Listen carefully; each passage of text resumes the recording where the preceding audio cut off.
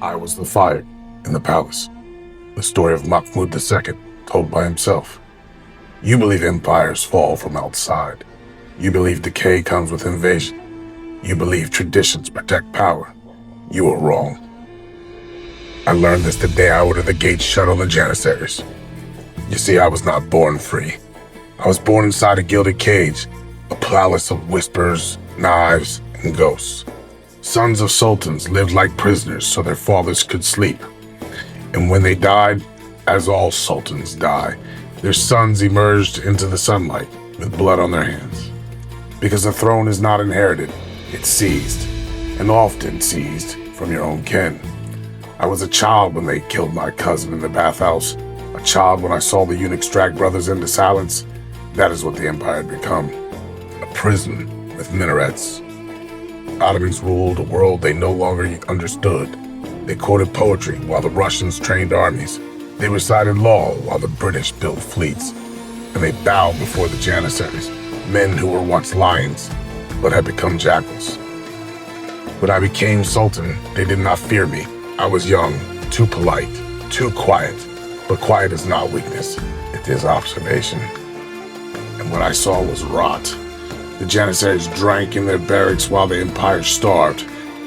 They murdered sultans when their stipends were late. They were not guardians of the realm, they were its disease. So I bided my time. In 1826, I ordered the gates closed. And when they rose in rebellion, I gave the command, not for negotiation, not for exile, but for fire. The cannons spoke from the palace walls. The barracks became a tomb. The Janissaries extinct in a single day. They called it the auspicious incident. But there was no luck in it. Only steel. Only certainty. I wore the robes of tradition, but I wielded the blade of reform. I burned the sacrifice so the empire could breathe. I abolished the core. I crushed the guilds. I broke the chains that held us to the past.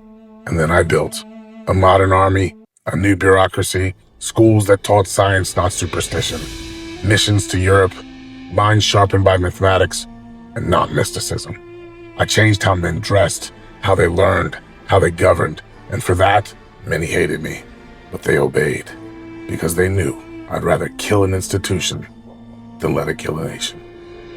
I was not soft, I was not gentle, but I was just enough to punish corruption, and just enough to protect the weak.